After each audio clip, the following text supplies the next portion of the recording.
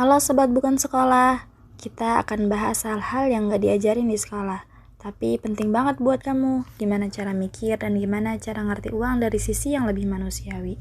Yuk kita bahas. Pernah gak sih kamu udah berusaha banget ngatur uang dengan cara yang paling benar, tapi malah ngerasa makin khawatir? Udah baca teori investasi, ngikutin strategi keuangan yang katanya paling rasional, tapi ujungnya malah stres sendiri. Nah, di 2 bab kali ini akan ngajak kita buat ngeliat hal yang sering banget kita lupa, bahwa dalam keuangan, kamu gak harus selalu rasional, cukup jadi orang yang masuk akal, dan siap menghadapi kejutan-kejutan hidup yang gak pernah kamu duga sebelumnya.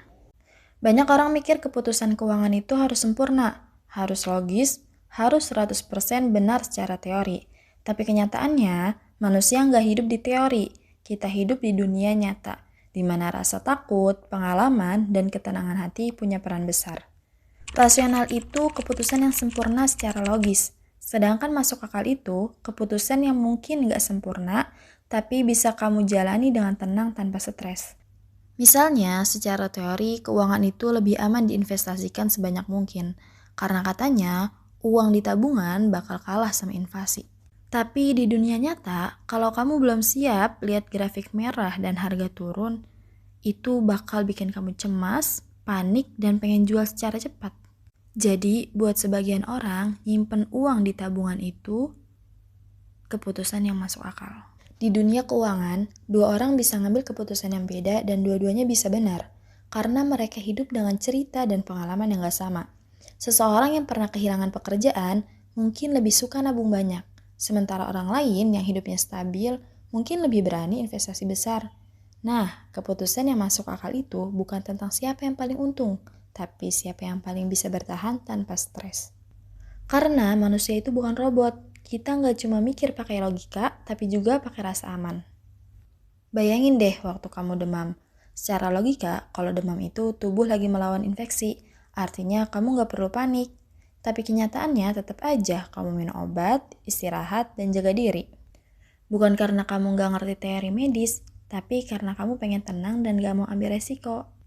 Nah, dalam uang pun sama. Kadang kamu tahu semuanya baik-baik aja secara teori, tapi kamu tetap nyiapin tabungan darurat dan juga tetap hati-hati.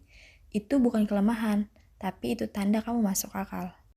Kuncinya bukan jadi orang yang paling rasional, tapi jadi orang yang paling tenang.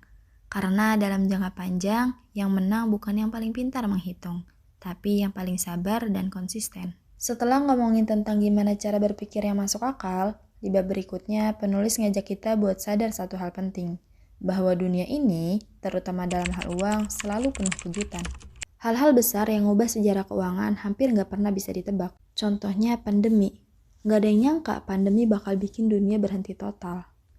Tapi setelah semua kejadian itu berlalu, kita sering banget bilang, iya ya, udah kelihatan banget kok tandanya. Padahal enggak. Kita cuma pintar menjelaskan masa lalu, seolah-olah itu bisa ditebak. Disinilah letak kesalahpahaman banyak orang. Kita mikir kalau belajar sejarah ekonomi, kita bisa nebak masa depan. Padahal sejarah nggak mengajarkan apa yang akan terjadi, tapi ngajarin bahwa kejutan selalu terjadi. Jadi bukan tentang siapa yang bisa menebak paling tepat, tapi siapa yang paling siap ketika hal yang nggak terduga itu datang. Kita nggak bisa mengontrol masa depan, tapi kita bisa ngontrol cara kita bereaksi terhadap masa depan. Makanya, punya dana darurat, investasi yang beragam, dan sikap sabar jauh lebih penting daripada merasa paling tahu segalanya. Dari 2 bab ini, kita dapat pelajaran yang penting banget. Di bab 11-nya ngajarin kita buat berpikir masuk akal. Hidup dengan cara yang bisa bikin kita tenang. Di bab 12-nya ngajarin kita buat siap menghadapi kejutan, karena masa depan gak bisa ditebak, tapi bisa diantisipasi.